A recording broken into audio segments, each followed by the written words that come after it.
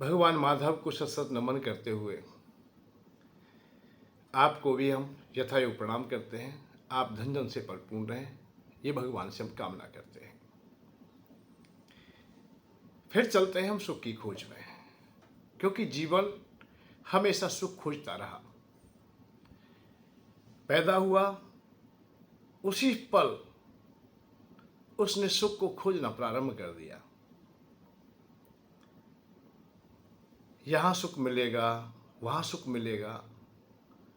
बचपन आ गया, किशोर अवस्था गई, जवानी गई, बुढ़ापा भी चला जाता है, पर सुख की खोज हमारी पूरी नहीं हो पाती।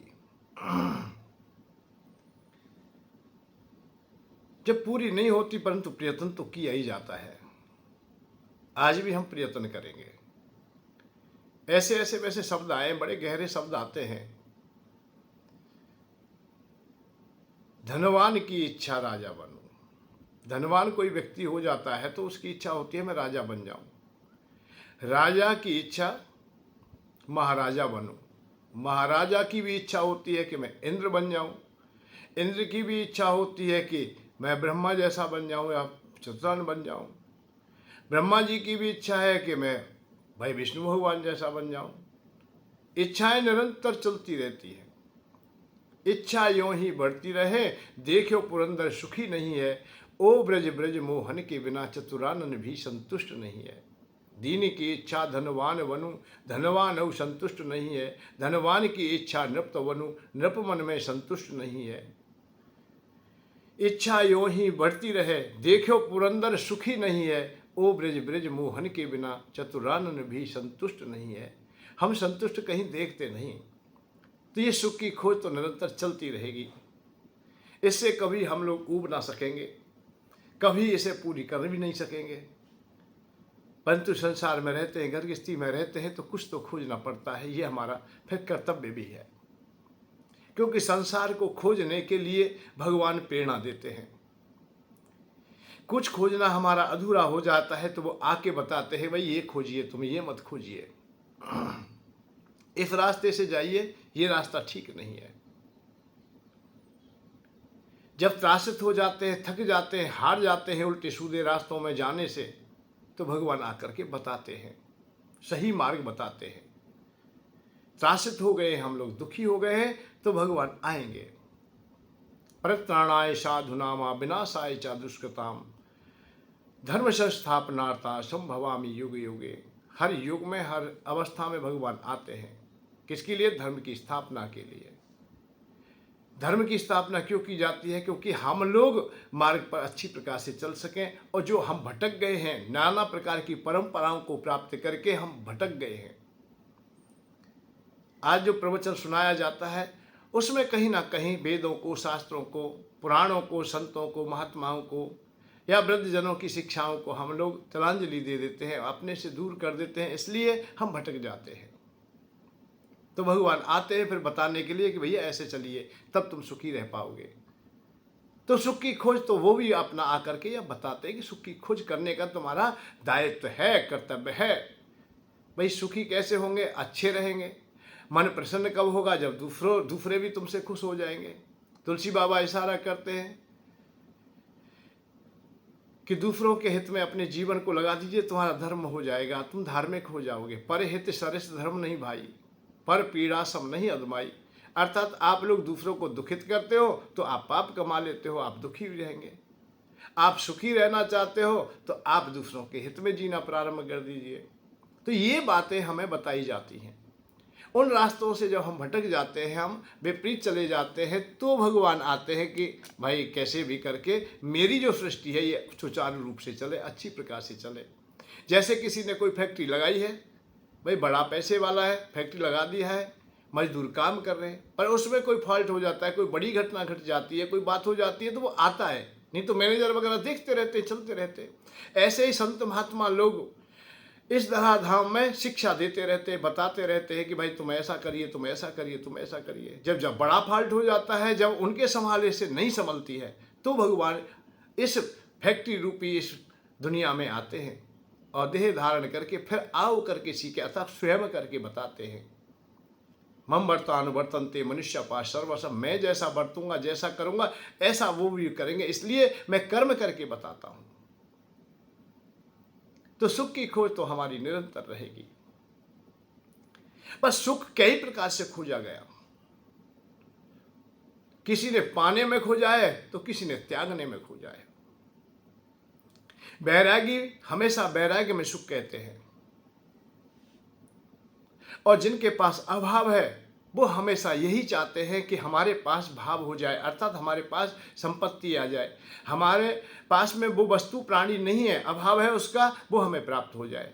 भाई विवाह नहीं हुआ तो विवाह में सुख खोजता है, पुत्र नहीं हुआ है तो पुत्र में सुख खोजता है, धन नहीं है तो धन में खोजता है, स्वास्थ्य बढ़िया नहीं तो स्वास्थ्य में देखता है कि मेरा स्वास्थ्य अच्छा रहे तो मैं बड़ा सुखी होऊंगा, मेरे पास ऋण ना रहे, मेरे पास कर्जा ना रहे तो मैं बड़ा सुखी हो जाऊंगा, मेरे एक पुत्र हो जाए तो बड़ा सुखी होऊंगा, विवाह हो जाए तो बड़ा सुखी होऊंगा। तो हम अनेक प्रकार से सुख खोजते हैं, और जिसका अभाव होता है उसी को खोजा जाता है, और जो खोज है तुम्हारी वही सुख की खोज है। उस खोज को यदि प्राप्त कर लेते हो तो मन में संतुष्टि हो जाती है, और वो खोज से अधूरे रह जाते हो तो वो पीड़ा हो जाती है। ये क्रम निरंतर चलता रहता है। अब बात इस बात की है कि सुख किसे खोजना है और किस प्रकार से खोजना है। सुख तो वो भी है जो त्याग रहा है।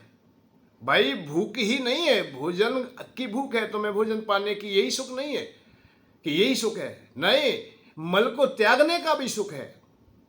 ऐसे ही धन संपत्ति ऐश्वर्य तुम्हारे पास में इकट्ठा हो गया है और उसे आप लोग भोग रहे हो, परंतु एक दिन ऐसा आएगा उससे अरुचि होगी। जब अरुचि होगी तो त्यागने का समय आ गया है, और त्याग दोगे तो तुम सुखी हो जाओगे, उसे पकड़े रखोगे तो दुखी हो जाओगे। तो यही बात नहीं है कि धन सदैव तुम्हें सुख देगा, हाँ, परंतु उस समय आपको अति आवश्यकता है जब आप रेडी हो, आपके कर्तव्य अभी अधूरे हैं, आपको अभी कन्या की शादी करनी है, माता पिता की सेवा करनी है, अभी जवान है, पत्नी को भी छोड़ के नहीं जा सकते, बच्चों को भी नहीं जा सकते, क्योंकि कर्तव्यों का पालन, इस बात पर विशेष ध्यान देंगे, जब तक आपके कर्तव्य शेष हैं तब तक आप लोग कहीं नहीं जा सकते। संसार के भोगने की इच्छाएं तुम्हारी प्रबल है तो उनको नहीं तोड़ा जा सकता। आप रोकें कितना भी बांध लगाएं, एक ना एक दिन टूट जाती हैं वो।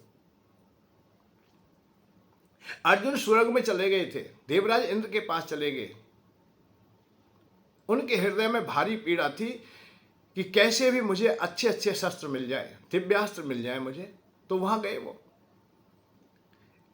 देवराज इंद्र ने बड़ा स्वागत किया है, बड़ा प्रेम किया है, उनसे अनुग्रह किया है, अपना पुत्र मानते थे वो, पुत्र जैसा ही व्यवहार किया है कि पुत्र है मेरा।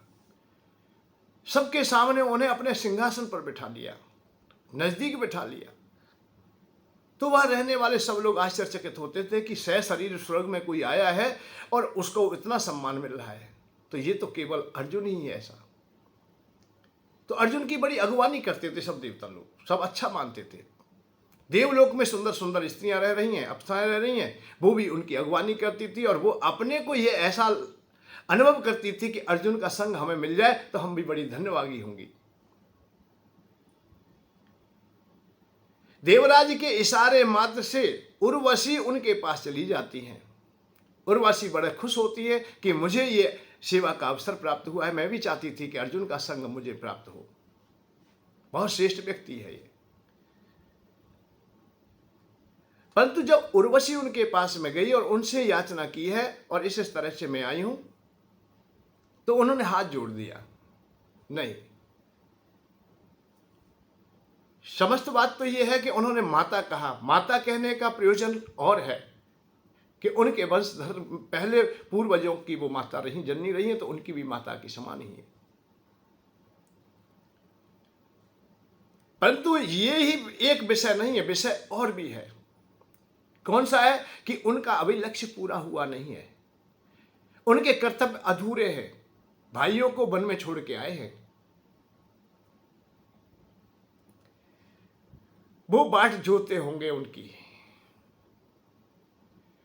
वो निरंतर चर्चा करते होंगे अर्जुन स्वर्ग में बैठे हैं, फिर भी उन्हें वही बात याद आती है कि भरी सभा में मेरी पत्नी का अपमान हो रहा है, मेरे भाइयों का अपमान हो रहा है, हमसे कड़वे कड़वे शब्द बोले जा रहे हैं, हमारा धन छीन लिया गया है, मेरे पत्नी का इतना अपमान किया कि ऐसा इस धराधाम में भरी सभा में किसी भी नारी का कभी भी अपमान ना हुआ, चाहे वो कैसी भी क्यों ना रही। हम जैसे महापुरुषों के होते हुए, श्रेष्ठ बलशाली भीम जैसे भैया के होते हुए भी, और मेरे जैसे शस्त्रधारी बाणधारी के होते हुए भी मेरी पत्नी का अपमान हुआ। इस अवस्था में मैं भोग लूं?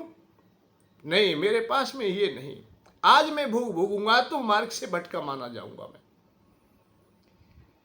आज मैं किसी भी प्रकार का कोई भोग नहीं भोग सकता।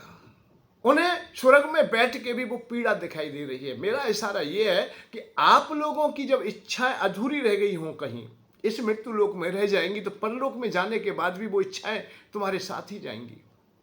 इसलिए इन इच्छाओं को या विश्राम दीजिए। इन इच्छाओं को विश्राम दे देंगे तो वहां भी तुम सुखी रह सकोगे। उस स्वर्ग को छोड़ के आ गए, अस्त्र शस्त्र लेके आ गए कि जब तक मैं अपने अपमान का बदला ना ले लूंगा, पत्नी के अपमान का बदला नहीं लूंगा, मैं भाइयों की संतुष्टि ना कर दूंगा, तब तक मैं स्वर्ग में भी नहीं ठहर सकता और इच्छित भोज भी नहीं भोग नहीं सकता। तो अर्जुन वापस आ जाते हैं। तो कर्तव्य का पालन अति आवश्यक है। सबसे पहले हम यही बात जाने कि हमारा आज कर्तव्य क्या है। आज अर्जुन किसी विषय को छोड़ रहा है तो क्यों छोड़ रहा है, और कल पकड़ रहा है तो क्यों पकड़ रहा है। हम लोग छोटी छोटी बातों पर बैराग की ओर चल देते हैं, घर को त्याग देते हैं या आत्महत्या कर लेते हैं। दोनों अवस्थाओं में आत्महत्या ही कहता हूं मैं तो, कि कर्तव्य अधूरे हैं तुम्हारे और उस समय तुमने संन्यास धारण कर लिया हो तो आप लोग कभी मोक्ष नहीं पा सकते, शांति नहीं पा सकते, वैराग्य नहीं पा सकते। आप दुत्कार के अलावा कुछ भी नहीं, दुनिया से चाहे कुछ भी छुपा लें, अपने मन से नहीं छुप सकता है। आप ऋणी होकर गए हो तो ऋण तुम्हें दिखाई देगा, चाहे योग में बैठे हो, समाधि में बैठे हो। और समाधि तो होगी भी कहां से, क्योंकि चित्त में तो तुम्हारे में बहुत द्वंद्व है। पत्नी के अभाव में चले गए हो तो पत्नी तुम्हें दिखाई देती रहेगी, कहीं ना कहीं नई नई शहनाइयां बजती रहेंगी। जंगल में एकांत में बैठे तो भी हो सकता है कि तुम्हें वो याद आ जाए, वो पंक्तियां याद आ जाए कि विश्वामित्र को जंगल में ही अप्सरा आई है तो हमारे पास भी आ जाए। एक ना एक दिन मन वित्त और चित्त के अनुसार तुम आए या ना आए, परंतु स्वयं नव निर्माण तो कर ही सकते हो, सोच तो सकते हो, देख तो सकते हो। स्वप्न में भी देखने लगोगे। धन के अभाव में गए हो तो धन को देखने लगोगे। संसार से अपमानित होके गए तो वो अपमान तुम्हारा पीछा करता रहेगा। तो इसलिए आप पहले अपने कर्तव्यों का पालन कीजिए। कर्तव्यों का जो निर्वाह कर लेता है वही शांति पाता है। वही युधिष्ठिर महाराज, वही अर्जुन, वही भीम जब अपने दुश्मनों से बदला ले लेते हैं, धन को वापस ले लेते हैं, राज्य को वापस ले लेते हैं, तो ज्यादा दिन नहीं ठहर पाते कि भोग भोगेंगे हम लोग। ऐसा नहीं उन्होंने कहा, भोग तो हमने देख लिया, भोग भोगने की अब इच्छा नहीं है। जो अपमान हुआ था उसका बदला लेना था, लिया उन्होंने। और उन्हीं कंदराओं में अपने शरीर का विसर्जन कर दिया, जिन कंदराओं में आपत्ति काल में समय व्यतीत किया था। उस आपत्ति काल में नहीं मरे वो। स्वर्गारोहण की बात नहीं कि अब हम शरीर को त्याग दें या हम मर जाएं। इसलिए आपके पास में मृत्यु भी असमय आती है तो उसे भी अधिकार नहीं है कि तुम्हें ले जाए। जब तुम कर्तव्य पालन करने के लिए अग्रसर है तो मृत्यु भी टाला जा सकता है, मृत्यु भी तुमसे दूर रहेगी। ये तो व्यर्थ के और निठल्ले जिन कहते हैं धरती पर बोझ हैं, बोझों को उठाते हैं धर्मराज महाराज, जिनके पास कोई गुण नहीं रह जाता है। ऐसा न विद्या तपो न दानम ज्ञानम न गुणो न धर्म ते मृतलोके भूर्वान। भूमि पर भार मात्र है, मनुष्य रूप में मृगश्चरंती, मृग के समान अर्थात पशु के समान जिनका जीवन हो जाता है, उनको उठाने की बात होती है। धरती माँ भी दुखी हो जाती है। यश कमाया नहीं, नाम कमाया नहीं, विद्या तुम्हारे पास नहीं, दान पुण्य किया नहीं, कोई काम ही नहीं है। पशु की समान खाते हैं और चले जाते हैं। और इसलिए बस समाज तो बहुत अच्छी है कि निर्णय भी दे देती है, ये तो बिल्कुल पशु के समान है। जैसा जैसा तुम्हारा मन बन जाता है, जैसी वृत्ति बन जाती है, ऐसा ही लोग तुम्हें बता देते हैं। कितनों को देखा होगा कुत्ते की तरह, अरे ये कुत्ता जैसा व्यवहार, कुत्ता जैसा डायलॉग डुलता है, ऐसा ही है। तो कौवे जैसी नजर है इसकी, तो काव काव काव काव टै टै करता रहता है। पशुओं के नाम अनेक रख दिए, तो जीते जी तुम्हें पशु बना दिया जाता है। तो कर्तव्य तुम्हारा यदि बाकी है और निष्ठावान हो तो तुम्हें मृत्यु छू नहीं सकती। इसलिए कर्तव्यों का निर्वाह करें।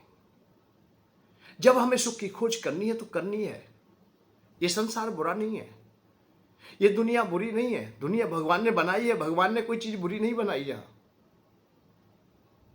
और बुरी नहीं है। इसका सदुपयोग कीजिए। उपयोग, सदुपयोग, दुरुपयोग, तीन त्रिगुणमयी माया में तीन भाग कर लीजिए। दुरुपयोग करते हो तो दुख पाओगे, सदुपयोग करते हो तो सुख पाओगे, उपयोग करते हो तो कहना ही क्या है। उपयोग, सदुपयोग, दुरुपयोग। उपयोग में भी आपको भोग प्राप्त होंगे, सुखी होंगे। सदुपयोग में तुम जय जयकार होगी, सब लोग तुमसे खुश होंगे, सब धन्यवाद देंगे तुम्हें। और दुरुपयोग करोगे तो दुत्कारेंगे सब लोग, आप दुखी भी रहोगे। तो कर्तव्यों का भी पालन इसी प्रकार से किया जाता है। अच्छी प्रकार से करें। कोई विषय बुरा होता ही नहीं। काम बुरा नहीं, क्रोध बुरा नहीं, लोभ बुरा नहीं, मोह बुरा नहीं। आपको कोई कहता हो ये विषय बहुत बुरे हैं, तो ये समझ लीजिए कि वो सही निर्णय नहीं दे पा रहे हैं, वो जाने ही नहीं विषयों का आनंद। क्योंकि विषयों में ही सुख है। सुख दुनिया में और किसी चीज में है ही नहीं, इन विषयों में ही सुख है। काम में बड़ा सुख है और आनंद का स्पर्श पाते हुए है। आप कामनाएं जब तुम्हारी पूर्ति होती है, कामनाओं की पूर्ति जब होती है, कामनाओं को प्राप्त कर लेते हो, तो उस समय अनुभव कीजिए भाई आपके पास में ऋण है, दुखी है आप, रात दिन सोते भी नहीं, खाते भी नहीं, और ऋण को देने का कोई व्यवस्था हो जाती है तो कितना सुख मिलेगा तुम्हें, गदगद हो जाओगे। शारीरिक सुख भी आनंद से ओतप्रोत हो जाता है, संग में आनंद सम्मिलित होता है।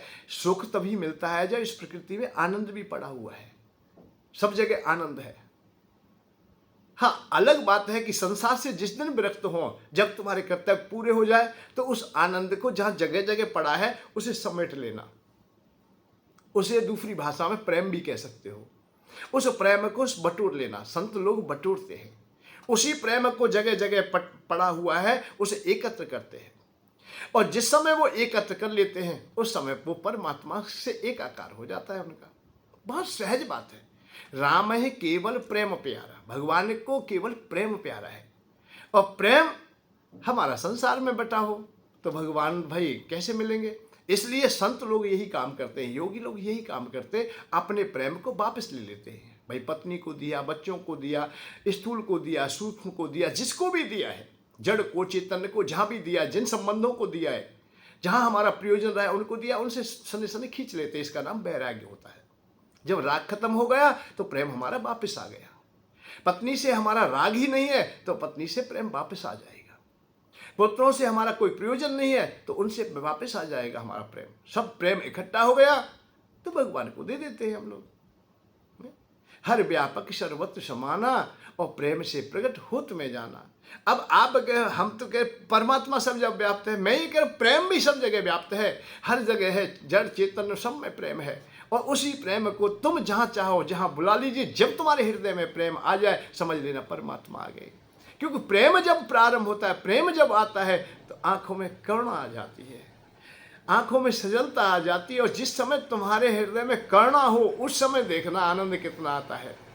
उसी समय तुम्हारा जीवन सार्थक हो जाता है जिस समय आपके हृदय में प्रेम होगा।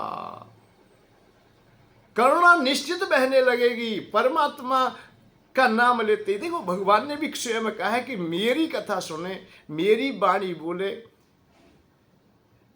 मेरी कथा सुने या सुनाए, दोनों में से कोई काम करे और तेरे हृदय में प्रेम ना आया करुणा ना आई तो तूने कुछ किया ही नहीं है। कथा नहीं, भैंस जैसे रवा रही है ऐसे तू भी रवा रहा है। गधे की तरह तू भी चिल्ला रहा है। तेरे हृदय में जब करुणा नहीं आई तो टाय टाय कौवा की तरह करता रहे, कोई फायदा नहीं है, कोई लाभ नहीं है। मम गुण गावत पुलक शरीरा, मेरा गुण गाते हुए पुलकित ना हुआ तू। तेरा हृदय आनंद से ना भरा, प्रेम से ना भरा तो तूने कुछ नहीं कहा है। चिल्लाता रहे पेंगा की तरह। एक पक्षी होता है पेंगा पक्षी, चिल्लाता रहे पे पे पे पे पे करता है। बहुत भक्त देखे पूरी 7-7 दिन कथा हो जाती है, करुणा लेस मात्र नहीं, हृदय में गुदगुदी नहीं, आनंद से अपना हृदय भरा ही नहीं। क्योंकि विषय से भर रखा है ना, कि चंदा से भर रखा है कि चंदा यूं लेना है, चंदा यूं लेना है, यूं तस्वीर बनाओ, यूं आकृति बनाओ, यूं मूर्ति बनाओ, यूं अब के शंकर भगवान नचाओ, अब के कृष्ण भगवान नचाओ, अब के रुक्मणी नचाओ, अब के राधा जी नचाओ, अब के इनको नचाओ, अब के ये इसके लिए दीजिए। और किसी के लिए नहीं, जब लास्ट अंत हो जाता है किसी के नहीं, अपने माँ बाप के लिए तो देगा। भाई मैं वृद्धाश्रम बना रहा हूँ, वृद्धशाला, गौशाला की तरह वृद्धशाला बना रहा हूँ। जैसे गायों को मैंने जेल में पटक दिया, ऐसे तेरे माता पिता को भी पटक दूंगा ना। और पैसे से, और पैसा लेकर के इतना डूब जाता है मानव जिसकी कोई सीमा नहीं। जब ऐसा विषय जब भरा होता है वक्ता के हृदय में, तो प्रेम का जहां अभाव होता है तो करना आए कहां से? बनावटी आंसू आते नहीं, बड़ा कठिन होता है। अब आंखों में कब तक थूक लगाए वो? जब प्रेम है नहीं, हृदय में ही प्रेम नहीं है तो बाहर आए कैसे? वो तो छलकेगा, प्रेम यद होगा तो छलक जाएगा। तो कथा जब कह रहा है, भगवान का गुणानुवाद कर रहा है, हृदय में प्रेम ना आया तो तेरा जीवन तो बिल्कुल व्यर्थ है। इसीलिए आज की कथाओं का जो अधूरापन है उसका कोई प्रभाव नहीं। सनातन धर्म भी हमारा इसीलिए कमजोर होता जा रहा है। हमें विश्वास नहीं हो पाता। क्यों? कि हृदय से बात निकलती नहीं। लोक और परलोक की बात को सार्थकता दे नहीं पाते। ना तो यहां जीना बताते हैं और ना मरने के लिए बात कहते हैं। जब जीने का अवसर है उसे मरने की बात बताई जाती है, जब मरने वाला है वो जीने की बात कर रहा है। विषम परिस्थिति हो गई। अभी हमारी युवावस्था है, हमने विवाह किया है, अभी छोटे छोटे बच्चे हैं, हमें वैराग की कथा सुनाई जाती है। ये क्यों नहीं जानते? भाई सामने वाला बैठा है, अभी घर गृहस्थी में है, इसे बताइए अच्छी अच्छी बातें। कौन सी बात बताए? अरे धन कमा भाई, अभी तू काम कर, अपने कर्तव्यों का पालन कर। यहां 4 घंटा क्यों बिगाड़ रहा है तू? आज आ गया है तो तेरे लिए हम बात बता रहे हैं, जो आगामी तुझे 4 घंटे ना बिगाड़ने पड़े। फिर तू कथा सुनने के नाम पर बैठ जाए तो ऐसा मत कर। तू अपने कामों को कर। इसीलिए पहले 25 साल तक अध्ययन कराया जाता है। अब कर ले अध्ययन जितना भी करना है। हर प्रकार के हर क्षेत्र की बातें बता दी गई। अब भरी जवानी में घर गृहस्थी में है, बच्चे भूखे हैं, तू कथा सुनने लग रहा है। और कथा भी सुनाई जा रही वैराग की, कथा सुनाई जा रही है मोक्ष की, कथा सुनाई जा रही है अरे ब्रह्म ज्ञान की। यार ये क्या कहने। सबसे बड़ा आश्चर्य उस समय होता है कि करोड़पति, अरबपति, खरबपति तुम्हें वैराग की बात बता रहा है और करोड़ों लेता है और वो वैराग की बात बता रहा है, ब्रह्म ज्ञान की बात बता रहा है। तो क्या होने वाला ये समझ में नहीं आया। विपरीत हो गए, काल नेमी जैसी बात हो गई। तो हमारी वाणी में जब रस नहीं रहेगा, आनंद नहीं रहेगा। क्यों नहीं रहेगा? प्रेम नहीं है। प्रेम की जगह पे कचरा भरा हुआ है, बस। तो वहां अधूरा हो जाता। तो वाणी वहां तक पहुंचती नहीं, उनके हृदय तक नहीं पहुंचती है। इसलिए वो विश्वास नहीं करते, इसलिए कथा व्यर्थ हो जाती है। अरे अभी जवान है, उसे पूछिए कि तुझे क्या आवश्यकता है। वो तुम्हारे पास मोक्ष मांगने नहीं आया, वो वैराग्य मांगने नहीं आया। इस प्रकार के अधूरे ज्ञान को लेने नहीं आया वो। जो कालनेमी जैसा ज्ञान हो, अधूरा ही ज्ञान हो। अरे ज्ञान जिस दिन लेना है अवधूत गीता पढ़ लेना। ज्ञान जिस दिन लेना है अष्टावक्र गीता की ओर चले जाना, परम ज्ञान की ओर जाना है। समस्त ज्ञानों को भी पाना है, भगवान को भगवत गीता की ओर जाना। कौन कहता है कि मत जाना? जाना। पर आज आवश्यकता नहीं थी। आज आवश्यकता थी कि आप लोग अपने जीविका के साधनों को पुष्ट करें। जिसका काम बढ़िया है उसके दाम बढ़िया हैं। 4 पदार्थ हैं इस दुनिया में,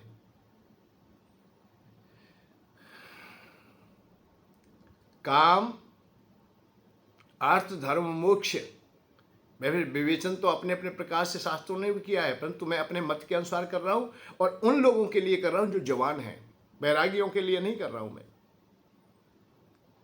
जो परमात्मा को पाना चाहते हैं उनके लिए मेरे पास में अभी शब्दों का अभाव है। जो घर गृहस्थी में रह रहे हैं, जो संसार के अभी कर्तव्य जिनके अधूरे, उनके लिए महत्वपूर्ण बात है कि चार पदार्थ तुम्हारे कौन से पदार्थ, तो उनके लिए भी वही है, पर उनका स्थान अलग अलग हो सकता है। तुम्हारा स्थान पहला काम है, काम कीजिए, खेती देखिए, व्यापार करिए, जो भी काम करते हो रुचि से करिए, निरंतर करिए, और जो तुम्हारे काम का लक्ष्य है उस तक पहुंचिए। जो काम तुमने किया है, जो काम करते हो, खेती करते हो तो खेती को सही अवस्था तक पहुंचाइए, उसका पूरा ज्ञान कीजिए, पूरा बोध कीजिए, जानकारी पूरी होनी चाहिए। कितना खाद गिरना है, कितना बीज गिरना है, कब पानी लगना है, कैसे लगना है, कौन सी दवा देनी है, क्या, ये सब बातें तुमको जानकारी में आ जानी चाहिए। व्यापार कर रहे हो तो कैसे व्यापार करें, तो पहले काम को रुचि के अनुसार बढ़िया प्रकार से करिए। जब तुम काम अच्छा करते हो तो फिर पैसा भी बन जाएगा, अर्थ आ जाएगा। तुम ना दुखी होंगे क्यों, अर्थ तुम्हारे पास है, भोजन की व्यवस्था तुम्हारी अच्छी है, वस्त्र आज बढ़िया पहनते हो, पत्नी भी खुशहाल है, मेहनत भी करते हो, है? और अर्थ भी तुम्हारे पास है क्योंकि तुमने काम किया है। काम का परिणाम अर्थ तो मिलेगा निश्चित, और काम जब अर्थ मिल गया तो कामना भी पूर्ति हो जाएंगी। जो बेटे शादी करनी है तो कर देंगे, मकान बनाना है तो बना लेंगे, गाड़ी लेनी है तो ले लेंगे, क्योंकि हमने काम किया है, मेहनत की है, अर्थ तुम्हारे पास आ गया है। उसमें से बचता है तो दान भी कर देंगे। तीसरा पदार्थ धर्म। धर्म तभी प्रारंभ होगा जब तुम्हारे पास में अपनी संतुष्टि होगी, अर्थ होगा। धर्म तुम्हारा अधूरा रह जाता है जब तुम्हारे पास नहीं होता है कुछ भी। बड़े पांडाल में गए कथा सुनने के लिए, अब धार्मिक तब होते हो जब कुछ दान करो। घर बच्चे भूखे हैं, 100-200 रुपये 500 रुपये तुम कर्ज करके लाए हो कि महाराज जी की कथा सुन के, सबने बताया कि उनकी कथा सुनते ही हम धन से भंडार भर जाता है, हम सुखी हो जाते हैं, इसलिए आए हो तुमको बहुत लोगों ने बताया है कि भैया मेरे सब पाप दूर हो गए, मैं तो गया और समझो कि मैं तो करोड़पति हो गया। भैया तू चल, तो भूखा है बेचारा क्या करे, कर्ज ले गया, 100-200 रुपये ले गया। अब बाबा जी ने युक्ति मुक्ति बताई कि जो सब कुछ त्याग देता है एक बार सबको नौछावर कर सब उड़ा लो। उसने बेचारे ने क्या करे, मरता क्या ना करता, 100-200 रुपये जेब में थे वो भी डाल दिए,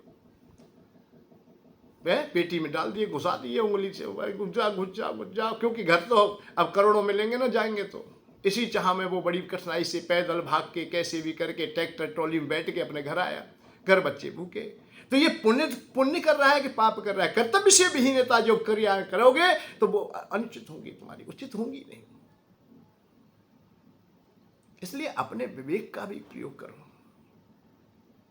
हाँ, तुमने काम बढ़िया किया है, धन तुम्हारे पास है, अब दीन दुखियों की सेवा करो, कीट पतंगों की सेवा करो, देश धर्म के लिए दीजिए, खूब दीजिए। पर बच्चे भूखे हैं, कर्ज लेके आ रहा है, सट्टे की तरह, जुआ की तरह दाव लगा रहा है तू। नहीं, दाव नहीं चलेगा तेरा, तो तेरा दाव का कोई फायदा नहीं। भगवान वहाँ बहुत विवेक रखते हैं, देवता लोग बहुत विवेक रखते हैं, वो ऐसे सट्टा नहीं खेलते, वो लोग ऐसा जुआ नहीं खेलते हैं कि 100 रुपये में तुझे करोड़पति बना दे। मेहनत का कमा, अच्छा कर, रुचि से कमा, कमा करके तू दान कर, कमा करके तू खा, इस व्यक्ति को बना। सबसे पहले कर्तव्य तो यही है। आज हम देखते हैं कि भिखारी की तरह खैरात लेने के लिए भाग रहे हैं कि चावल मिल रहे हैं, भाई मोदी ने कह दिया फ्री मिल रहे, योगी ने कह दिया फ्री मिल रहे, भाग रहे। ना तो अपने कुल का ध्यान है, ना अपनी तुम्हें परंपराओं का ध्यान है, ना अपनी मानवता का ध्यान है। अरे कर्म क्यों नहीं कर रहा है भाई? 5 किलो गेहूं के लिए तू काम क्यों नहीं कर रहा है? तू क्यों भाग रहा है उधर? तेरे हाथ हैं तेरे पास में, आंख तेरे पास में, पैर तेरे पास में, कितना कीमती बस तुझे साधन मिला हुआ है। 500 रुपये तो तू मजदूरी से भी कमा सकता है, फिर क्यों खैरात खा रहा है? जब खैरात खा रहा है फिर कहता है कि मैंने तो भैया महाराज के लिए भी 100 रुपये दे दिए थे पर कोई लाभ नहीं हुआ, दान कर दिया। तो क्यों होगा भाई? ठगा ठगी छोड़ दीजिए, ठगेंगे तुमको ठग रहा है, तुम ठगना चाहते हो तो तुमको भी कोई ठग लेगा। आप अच्छा व्यवहार करेंगे तो अच्छा हो जाएगा। दान में उसी में आनंद आता है जो हमने स्वयं कमाई हो। अच्छी प्रकार से शुद्ध धन हो। इसीलिए कहा है धर्म से कमाओ। संतों की वाणी भी व्यर्थ नहीं है, धर्म से कमाओ। धर्म का भाव यही है कि अपनी रुचि से कमाओ, लगन से कमाओ, मेहनत से कमाओ। तो जिसका काम ठीक है उसके पास अर्थ है, और जिसके पास अर्थ है उसी के पास धर्म है, और जिसके पास धर्म है उसी के पास शांति है। इसी का नाम मोक्ष है। और जाना कहाँ है हमें? ये 4 पदार्थ पाने, और 4 ही पड़ाव है हमारे। परंतु इनको ना समझेंगे तब तक तुम अधूरे रहेंगे। बस ये प्रार्थना कीजिए कि हम अधूरे ना रह जाएं, हमें आनंद का अनुभव हो जाए, हमें सुख की खोज प्राप्त हो जाए। तो सुख खोजिए। और ब्रह्म ज्ञान तो बड़ा रूखा है भैया। वेदांत सार सर्वस्वम ज्ञान विज्ञान में चा अहम आत्मा निराकार सर्व साखी सुखी वो। आत्मा की भी छाड़ छाड़ उड़ा दी गई कि वेदों ने, वेदांतों ने, ऋषियों ने, महात्माओं ने, सबने कहा है अहम आत्मा निराकार। आत्मा ही निराकार है और आत्मा को मोक्ष देना है हमें। अब शरीर से भी कोई मतलब नहीं। शरीर को कोई काटे पीटे माने कुछ भी करे, मान अपमान सबसे परे हो गए, भूख प्यास सबसे परे है हम लोग। ना रात्रि है हमारे लिए, ना दिवस है कोई भी। क्या ऐसा चाहते हो आप लोग? नहीं, कथा सुनने तो तुम गए हो अभी कि मेरे एक लड़का हो जाए। कथा सुनने गए हो कि मेरे छोटा को ब्याह जाए। कथा तो सुनने इसलिए गए हैं कि मैं रेडी हूं, मुझसे कर्ज से उर्ण हो जाऊं, मेरे छोरा की नौकरी लग जाए, मेरी नौकरी लग जाए, मेरे जीविका के साधन बढ़िया हो। आप कामना तो संसार की लेके गए हो, और बाबा जी वैराग की बात बता रहा है। दोनों में विषम परिस्थिति हो गई। सबसे बड़ा आश्चर्य होगा कि जो बोल रहा है बेचारा, उसे वैराग्य नहीं चाहिए, और वैराग्य तुम्हें भी नहीं चाहिए। ऐसा मत कीजिए। प्रवचन की धारा को बदलिए, समझिए, जिसे जो चाहिए वो बात करिए। अभी युवा है, अभी गर्गिस्ती में रहते हैं, तो पूजा करनी है तो कुबेर जी की पूजा करो। स्वास्थ्य बढ़िया चाहिए, धनवंतरी जी की पूजा करो। और की बात क्यों कर रहे हो भाई? पहला सुख निरोगी काया, दूसरा सुख घर में हो माया। ये बात क्यों नहीं करते कि पहला सुख निरोगी काया? हम बीमारी में पैसा देने में लगे हुए, निरंतर बीमारियों में देने लग रहे हैं। शुगर हो गया है, बीपी घट रहा है, कभी बढ़ रहा है, बेचैनी हो रही है, सांस चल रही है, दुनिया भर के रोग उत्पन्न हो रहे हैं। पता ही नहीं, चलते चलते ही खत्म हो गया, अटैक हो गया हमारे। सब बात धरी की धरी रह गई। अकाल मृत्यु हो गई। क्यों हो जाएगी अकाल मृत्यु? अकाल मृत्यु हो कैसे जाएगी भाई? इतना तुम्हें विश्वास होना चाहिए अपने जीने पर कि अभी हमारे पास मरने के लिए समय है ही नहीं। दृढ़ता से जिस देवता की तुम पूजा करते हो वो सक्षम है तुम्हें बचाने में, और कोई नहीं तो भगवान ने नियुक्त किए हैं। धन्वंतरी महाराज की उपासना कीजिए, कोई असाध्य रोग होगा ही नहीं। अमृत का कलश उनके हाथ में है, ये कोई समझ नहीं पाया। समझिए। अरे आप लोग नेट से भी फोटो देख सकते हो। आप लोग, उनके हाथ में अमृत का कलश है। आपकी मृत्यु होगी नहीं, आप अकाल मृत्यु में नहीं जाएंगे। पूर्ण अवस्था पा करके संतुष्टि पूर्वक आपकी मृत्यु बहुत अच्छी होगी। जब सराहेंगे लोग, बाग गाएंगे, सब लोग, सब उत्सव मनाएंगे। आज हाय हाय मचाने लगे, पत्नी रोने लगे, बच्चे रोने लगे, माता पिता रोए, गांव नगर रोए, सब ताह ताह करने लगे, बच्चे दुखी रहे, पत्नी तुम्हारी दर दर की ठोकर खाने पर लाचार हो जाए, बेचारी रोते रोते पूरा जीवन यापन कैसे कर पाएगी? तो इस अवस्था में तुम मरेंगे। क्यों मर जाएंगे भाई? इसलिए धन्वंतरी भगवान की आप उपासना करें तो निश्चित आपको वो हर पल तुम्हें बचाएंगे, रक्षा करेंगे। परंतु नहीं, हमें बताया क्या कि वैराग्य ले ले भैया, रोटी पानी खाना छोड़ दे। अरे रोटी तो पहले ही नहीं थी, हम 15 दिन थे तो भूखे वैसे ही बैठे थे घर में। बहुत दिन हो गए, अच्छे व्यंजन पाए नहीं, अच्छी सवारी हमें मिली नहीं, अच्छे वस्त्र पहने नहीं। हम तो कर्ज रूपी ऋण से ही, राक्षस से ही दबे पड़े हैं। वहां रात दिन रो रहे हैं हम लोग। तो हमें तो बहुत प्रकार की पीड़ा है संसार में, उन पीड़ा, और हमें बताया जा रहा है भूखे को उपवास बता में। अरे बड़ी विचित्र चीज है, भूखे को उपवास बता में। अभी संसार में जो चाह रहा है उसे ज्ञान दे रहे हैं। कोई नहीं समझ पा रहा किसको कब क्या देना है। देश धर्म की भी चर्चा नहीं करते कि देश को कैसे सुरक्षित रखा जाए, सनातन धर्म को कैसे सुरक्षित रखा जाए, और अपने को कैसे सुरक्षित रखा जाए। ऐसी परंपरा बन गई है कि हम केवल ऐसी ही बात करें जिनसे लोग भयभीत हों और ज्यादा से ज्यादा धन तुम्हें दे दें। चलो ठीक है, ये सुख की खोज है जो निरंतर रहेगी, ये कभी खत्म ना होगी। पर सुख की खोज पूर्ण तभी होगी जब उस मार्ग तक पहुंच जाओगे, उस स्थान पर पहुंच जाओगे। जब वहां तक नहीं पहुंचे तो ऐसे ही भटकते रहोगे। अब कौन बताएगा? अरे कुछ अपने विवेक से भी काम लिया करो भाई, कुछ शास्त्र पुराण पढ़ लिया करो, कुछ मत पढ़िए, महाभारत पढ़ लीजिए। पर वो महाभारत नहीं कि खाली युद्ध, पांडव और कौरवों के युद्ध को तुम महाभारत कह देते हो। नहीं नहीं, महाभारत में वो चीज है जिसकी कोई सीमा नहीं। पूरी दुनिया में जितनी शिक्षा है वो अकेले महाभारत में है। अकेले महाभारत ने सब कुछ दिया है। गीता जी का संग वही है, विष्णु भगवान के 1108 नामों की गणना वही है, शंकर भगवान की भी उपासना वही है, समस्त देवताओं की उपासना वही है, कुबेर जी की उपासना वही है, धन्वंतरी जी की उपासना वही है, भगवत गीता वही है, अष्टावक्र गीता वही है, अवधूत गीता वही है, भार्गव गीता वही है, पाराशर गीता वही है, भीष्म गीता वही है, यक्ष युधिष्ठिर का संवाद में गीता वही है, शिव भगवान की गीता वही है जो पार्वती मां को दिव्य शिक्षा दी है, विदुर नीति विदुर गीता वही है। गीताओं का संहार है भगवान। उद्धव गीता, ऐसी कोई चीज नहीं बची जो महाभारत में नहीं है। पर आप लोगों को ये नहीं बताया कि ये पढ़ना है। ना ना ना ना, क्या बोले आप लोग महाभारत पढ़ो। महाभारत का मतलब युद्ध नहीं है। 1,00,000 श्लोकों की गणना आज भी भारत में है, हमारे पास में है महाभारत। भगवत गीता, श्रीमद् भागवत गीता में 18,000 श्लोक है और महाभारत में 1,00,000 हैं। कितने गुने हो गए? 5.5 गुने के आसपास बैठते हैं। भागवत जी जब इतने के हैं तो महाभारत इतने बड़ा हो जाएगा। पर हम लेके क्या आते हैं? महाभारत तल्ली लेके आते हैं। महाभारत तल्ली छोटी सी, केवल कौरव पांडवों के युद्ध को ही, जहां शिक्षा है, जहां विस्तार है। गीता प्रेस ने भी जो अंकित किया है, आज 6 खंड उनके पास उपलब्ध है। महाभारत के 6 खंडों में वो महाभारत दिया गया है। वो पढ़िए आप लोग, सब शास्त्र पढ़ लिए तुमने। स्वयं महाभारत ने कहा है कि जो दुनिया में है वो मुझ में है, जो मुझ में नहीं है वो दुनिया में नहीं है।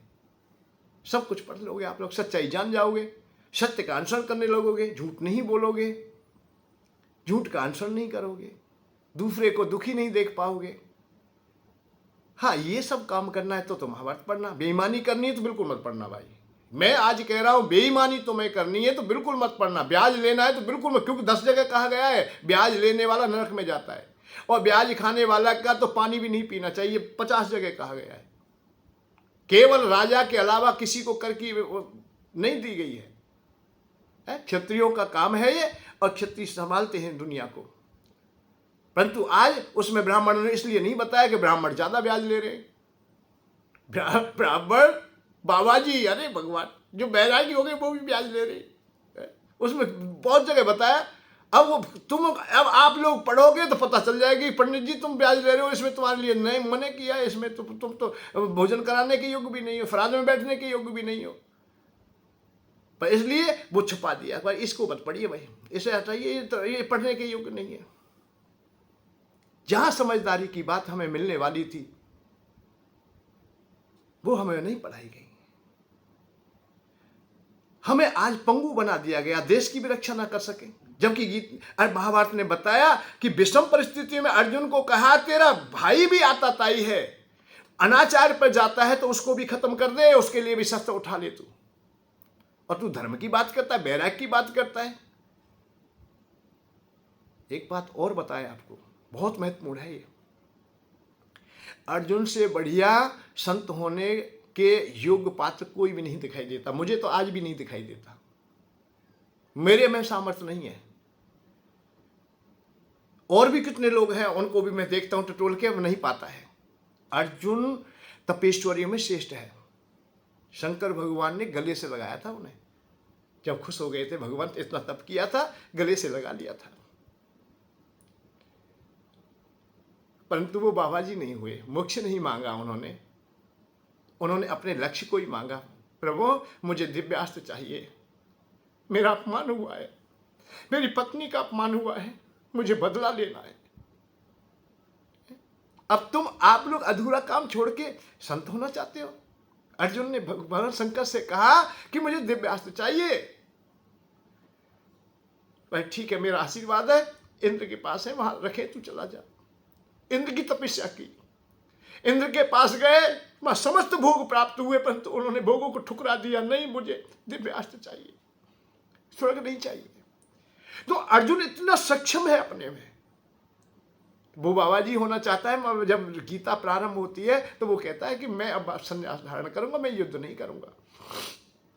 पर भगवान ने किसने उसे युद्ध में लगाया? नहीं नहीं, तेरे कर्तव्य बहुत बाकी है। जबकि अर्जुन अपने में सक्षम है। मैं ये बात कहना चाहता हूं कि जो शंकर भगवान के गले से लग चुका है वो सक्षम नहीं है क्या? देवराज इंद्र के बराबर में बैठ चुका है, वो सक्षम नहीं है क्या? निंद्रा विजयी थे वो। हम तो कथा सुनते सुनते सो जाते हैं। हम तो बात करते करते सो रहे हैं, हम गाड़ी पे चलते चलते सो रहे हैं। हम तो निंदा को हम बस में नहीं कर सकते। रात्रि में नहीं, हम दिन में सो रहे, ठर्री ठर्री बीत रही है। निंद्रा विजयी। और आत्म संयमी कितने हैं? उर्वशी जैसी अप्सरा को ठुकरा दिया। चाहे हमारा शरीर जर्जर हो गया है, सामर्थ्य ना हो, देखो कहने में संकोच होता है। आप कहेंगे मर्यादाहीन बोल जाते हैं बाबा। मैं मर्यादाहीन नहीं, मैं आप बताना चाहता हूं जर्जर अवस्था वाली भी औरत यदि हमसे याचना करने लगे तो हमारी इंद्रिय हमारा साथ ना दे करके हो सकता है उसी का साथ दे दे। कुरूप हो, ये नहीं कह रहा, जवान की बात है, जर्जर हो रही हो, चला भी ना जा रहा हो, बीमार हो, थक थक कर रही हो, पर वो भी याचना करने लगे, मुस्कुराने लगे, तो हो सकता है कि हमारी इंद्रिय हमारा साथ ना दे, उसका साथ दे दे। हो सकता है। और हम तो अपने को ऐसा देखते भी नहीं। मजदूर कोई अप्सरा आए और याचना करे और हम लोग इतने कठोर हो जाए, बड़ा कठिन काम है। लक्ष्य को भी भूल जाए, हम मर्यादाओं को तोड़ दें, और ये टूट रही है। कितने केस नहीं बन जाते हैं, कितने केस नहीं होते हैं। FIR हो जाती है, जेल में पड़े हैं महाराज, चलो जी ठीक है। ब्रह्मचारी जी महाराज किस केस में गए? ये है पीछे तो संयम तो तोड़ दिया है उन्होंने। त्यागी महाराज किस में गए? कि ठगी कर रही है। शीलवान महाराज क्या गए? किसी की हत्या कर दी है। अरे भगवान, विपरीत हो रहा है काम। अर्जुन सक्षम था हर क्षेत्र में, बलवान था, ज्ञानी था, ध्यानी था, सब जो गुणों को तुम देखना चाहते हो। और एक बात बता दें, उस समय धराधाम में महाभारत जब पढ़ोगे आपको पता चलेगा, नरों में उत्तम कहा गया। समस्त प्राणी नरों में उस समय उत्तम नाम दिया गया। कृष्ण हुआ नारायण है तो वो नर है। नारायणम नमस्कृत्यम नरं चैव नरोत्तमा देवीं सरस्वतीं व्यासं ततो जय मुदीरे। नारायणम नमस्कृत्यम नरं चैव नरोत्तमा, नरों में उत्तम, नरों में श्रेष्ठ। और वो व्यक्ति बाबा जी हो रहा था। अर्जुन ने, कृष्ण भगवान ने पकड़ दिया। कहा जाता है पंडितों जैसी बात कर रहा है, पागलों जैसी बात है। ऐसा नहीं, मन कैसा है महाराज? मन की ये आताताई है। इन्होंने तुम्हारे पत्नी का अपमान किया, तुम्हारा अपमान किया है, और ये अग्नि 13 साल से जल रही है तेरे हृदय में।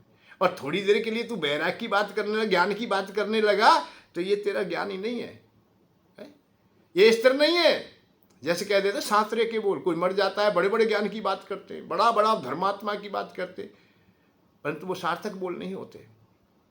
क्षणिक बैराग आया, भगवान कृष्ण ने पकड़ लिया, बोल कि नहीं, लक्ष्य को पूरा कर पहले। तो हम ये कहना चाहते हैं कि लक्ष्य को पूरा किए बगैर तुम संत हो जाते, बाबा जी हो जाते, भाग। अरे देखो कितने बाबा जी हैं दुनिया में, भाग रहे। कहीं पता चल के चाय बट रही है और लेन लग रही है, गिर रहा है, कोई ऊपर गिर रहा है, कोई नीचे गिर रहा है। अरे तुम क्या भिखारी को बाबा जी कहने लगे, संत कहने लगे हम लोग। पहले भिखारी अलग होते थे और संत अलग होते थे। अब तो भिखारी संत है, भिखारी वैरागी है। अधूरे काम छोड़ के गए, इसलिए वो कहीं ना कहीं जब काम दिखाई दे जाता है तो काम देवता भी आ जाते हैं, रास्ते से भटक जाते हैं, मार्ग टूट जाता है।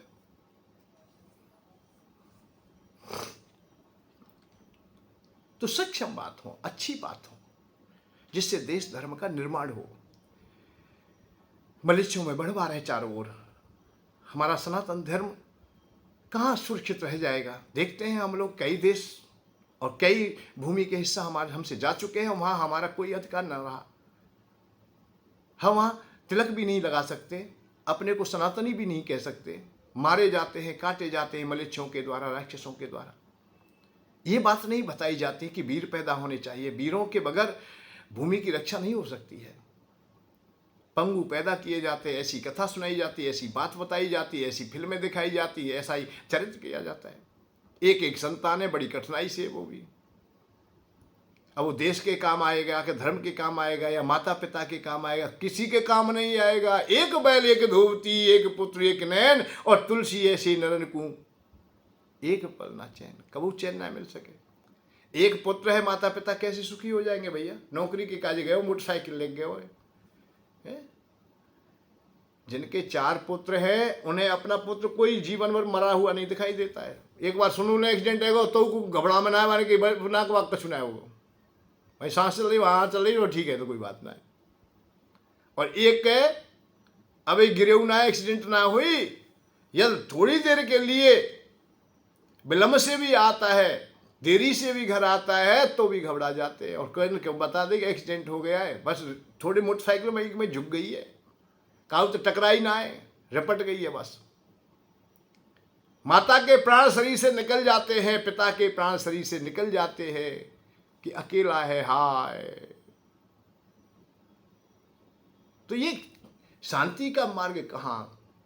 सुख की खोज अभी अधूरी रह गई। अपनी चातुरता में भी कभी कभी हम लोग ऐसे संकटों में पड़ जाते हैं जहां शांति का मार्ग हमें कभी नहीं मिल पाता है। अब वो संतति कैसे सुख दे पाएगी? नौकरी करे, जीविका का साधन चलाए, क्या करे क्या ना करे। वृद्धावस्था हो जाती है, माता पिता घर पे होते हैं, उसके भी संतान नहीं होती, वो हो सकता है एक भी ना करे। तुमने तो एक पैदा कर लिया, वो एक भी ना करे। बड़ी विचित्र स्थिति आ जाती है। तो इसलिए शिक्षा सही प्रकार से दी जाए, उसे ढांका ना जाए। हित की बातें कड़वी होती हैं, परंतु बोलने वाले को बोलनी चाहिए।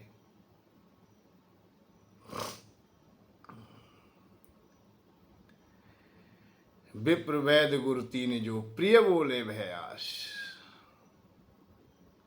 अरे ब्राह्मण लोग भय के कारण यह सत्य ना कहें तो धर्म टिक नहीं पाएगा। वैद अच्छी प्रकार से सही इलाज ना करे, सही प्रकार से मरीज को ना वो सही प्रकार का मार्ग दे, और भय के कारण उसे विपरीत कोई मार्ग बता देता है, तो वो शरीर नष्ट हो जाएगा, बीमारी रोगी ना बच सकेगा।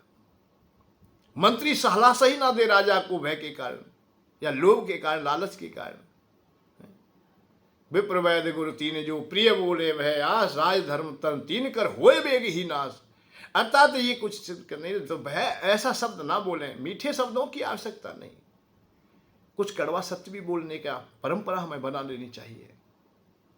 इतने मीठे बोलते, बना बना के बोलते, बनावटी बोलते हैं। आज प्रवचन में हो क्या रहा है? क्यों बोल रहे हो भाई? हमें क्या प्रयोजन है? हमें क्या लेना है? अरे जीविका तो हमें भगवान पर भरोसा है तो आप स्वयं चल जाएगी, परंतु नहीं, हमें ठगना है और ठगेंगे मीठा बोल करके। सेठ बैठा है दुकान पर, बोरे जी कह रहा है, किससे? बेचारा जन कैसे कैसे फटेहाल आ गया है, कपड़ा लेने गया है, कई सालों में नंबर आया, खेती बाड़ी करते करते फटेहाल कुर्ता पहन रखा है, बात बोरे जी कह रहा हूँ। बोरे जी क्यों कह रहा है? बोरे जी होता तो बढ़िया बढ़िया वस्त्र पहन के जाता वो, या बढ़िया बढ़िया वस्त्र होते उसके पास, पर फटेहाल को भी ठगने के लिए, भूखे को भी ठगने के लिए वो दुकान पर बैठा है। वो कह रहा है बोरे जी आओ आओ, बोरे जी बैठो।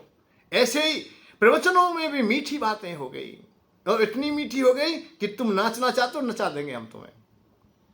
खूब नचा रहे हैं। अब महामंत्र पर नहीं नाचते, अब तो और ही प्रकार के बेढंगे नृत्य हो रहे हैं और बेढंगे गीत गाए जाते हैं। कैसे हमारी समझ में सही प्रकार का मार्ग आ जाएगा? हमने मर्यादाएं तोड़ दी हैं, तो कैसे सुखी होंगे हम? कैसे भगवान का आशीर्वाद मिलेगा? कैसे हमारा देश सुरक्षित रहेगा? कैसे हमारा धर्म सुरक्षित रहेगा? इसलिए कुछ बातें मेरी कड़वी हो सकती हैं, परंतु परिणाम में हितकारी अवश्य होंगी।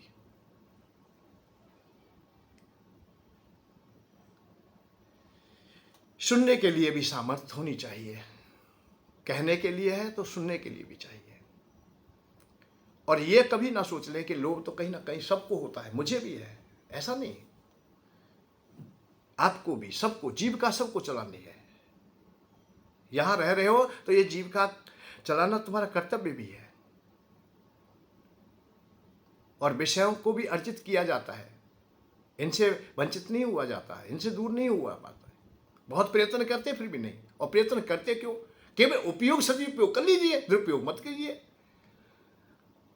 भाई विषय लवण दो एक से जो कोई जाने डार। विषय और नमक एक जैसा है।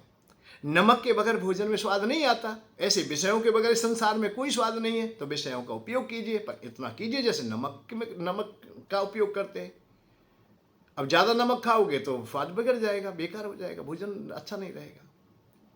ऐसे ही आप लोग विषयों को अपनाएं, कोई बात नहीं। विषय भी तुम्हारा निर्माण करने वाले सुख ही है, सुख देंगे। बहुत चीज ऐसी हैं। तो ब्रह्म ज्ञान की बातें बड़ी अधूरी रह जाती हैं। पूर्णता आती है संसार में। जहां पूर्ण हो जाओगे तो वहां भी हो जाओगे। और परलोक की गमन की भी यात्रा में एक पंक्ति बड़ी सिद्ध होती है। किंवदंती सत्या मति सा गति भवेत। तुम्हारी मति हो जाए जैसी तुम्हारी गति है, यहां भी और परलोक में भी। इसलिए अपने को उस प्रकार से ढालिए, उस व्यवहार में लाइए, उस प्रकार की परंपरा बनाइए, उस प्रकार की अपनी चित्त की वृत्ति बनाइए जो अनुकूल हो, अच्छी हो, जो यहां भी सुख दे, फिर वहां तो सुख मिल ही जाएगा। और यहां सुखी ना रह सके तो वहां सुखी ना हो सकोगे। इस बात को जानिए और आनंद का अनुभव कीजिए। फिर कल बैठते हैं, कल बातें करेंगे, चर्चा करेंगे कोई ना कोई बात। और आपके मन में भी कोई जिज्ञासा रहे तो आप संदेश मेरे पास भेज सकते हैं, किसी भी प्रकार का। संसार की बातें, लौकिक बातें, परलौकिक बातें, महाभारत की चर्चाएं, राम जी की चर्चाएं, मतलब रामायण की चर्चाएं, जहां भी जिस पुराण के द्वारा भी आप लोग अपनी जिज्ञासा रखेंगे, मैं प्रयत्न करूंगा। हो सकता है कि आपकी शंका का समाधान हो जाए तो आपके को कल्याण का मार्ग मिल जाए। परंतु इस बात को पुनः मैं कह रहा हूं कि यहां सही व्यवहार कीजिए, यहां अच्छा व्यवहार कीजिए, आपको शांति तभी मिलेगी। हम मानव को ठगते हैं, अब हम भगवान को भी ठगने लगे। भगवान के लिए भी हम झूठ मूठ की बातें कह देते हैं, तो वो ठीक नहीं है। इशारा किया मैंने कि भगवान मिलते हैं करुणा के आंसू से, और करुणा के आंसू तुम्हारे पास हैं। उनको सजोइए, उनको श्रृंगार कीजिए, उनको आने दीजिए। हंस करके परमात्मा नहीं मिलता है। हंस हंस कांत न पाइए, तिन पाया तिन रोए, हंस खेले प्रीतम मिले, कौन सुहागिन होए। हंसना बंद कर रोने से कर प्रीत, और बिन रोए ना पाइए प्रेम प्यारा मीत। और रोने से सस्ता नहीं देखो आंख पसार, ये अमृत की धार है जन्म सिद्धि अधिकार। करुणा के आंसू फ्री में मिलते हैं, केवल आंखों में, और ताजी होते हैं बिल्कुल। इनमें कोई मिलावट नहीं होती है। सब चीज़ में मिलावट हो सकती है, पर करुणा के आंसू में कोई मिलावट नहीं होती। यह सच्चे हृदय से वो उत्पन्न होते हैं तो भगवान को ही प्राप्त होते हैं। वो भगवान का ही अधिकार है उनके लिए। और जिस समय करुणा के आंसू भगवान का स्पर्श करते हैं तो तुम्हें दिव्य दर्शन का अनुभव हो जाता है। इस रहस्य को समझिए, ये बहुत गहरा रहस्य है। कभी फिर वार्ता होगी। जय श्री राधे, जय श्री कृष्णा। धन के साथ धर्म की ओर, सुख की खोज।